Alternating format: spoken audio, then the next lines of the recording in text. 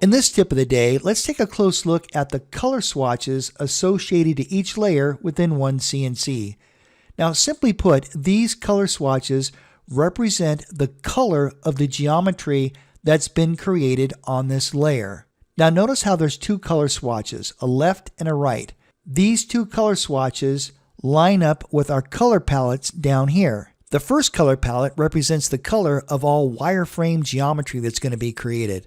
Wireframe geometry is going to be things like points, lines, arcs, and splines. The second color palette represents the color that's going to be used for solids and surfaces. Now watch what happens here. I'm going to change the first color palette by left-clicking, and let's select a dark gray. And for the second color palette, let's left-click, and let's choose this bright green. Alright, so any wireframe geometry I create is going to be dark gray. Any solids and surfaces I create are going to be this bright green. Now, these color swatches have not changed yet because I haven't created the geometry. But let's do that. Let's head up to our line tools, select rectangle. I'm just going to grid point snap a rectangle and left click, and when I'm done, right hand mouse click. Notice now that the leftmost color swatch turns to dark gray, which matches this color swatch here, and that confirms that we created dark gray wireframe geometry. Now let's extrude that wireframe geometry into a solid. We're going to choose our extrude tools, extrude curves. I'm going to left click the boundary, right click, pull this down and left click, and right click when I'm done. So now that I've actually created a solid model, the rightmost swatch is now bright green. These color values are now stored within this layer.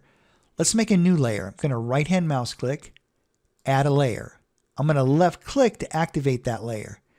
Now let's come over here and change our palette again. Let's change the wireframe geometry color to maybe this purple color. And for the solids and surfaces, let's left click and let's make it this blue color, just like that.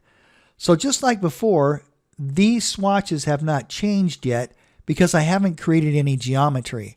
But if I head up here to our line tools, rectangle, let's drag out a brand new rectangle and left click and right click when we're done. You can see now that the first color swatch on layer 2 has turned to purple, which matches this swatch. Now let's extrude that to make a solid. Back over to the command manager, into our extrude tools, extrude curves, left click, right click, drag down and left click, and when we're done, we've now created a blue solid model. And because of that, the color swatch has changed. As mentioned before, these colors are saved for each layer. So if I were to select layer 1 and create wireframe geometry, all of my lines, points, and arcs are going to be dark gray. If I were to create solids and surfaces on layer 1, those would be bright green. If I switch to layer 2, all my lines, arcs, points, and splines are going to be this dark purple color. And any surface that I create is going to be the blue color. All right, so there's a quick overview of the color swatches provided for each layer within OneCNC. All right, that's it for this tip of the day. Thank you so much for watching, and I look forward to seeing you in the next video.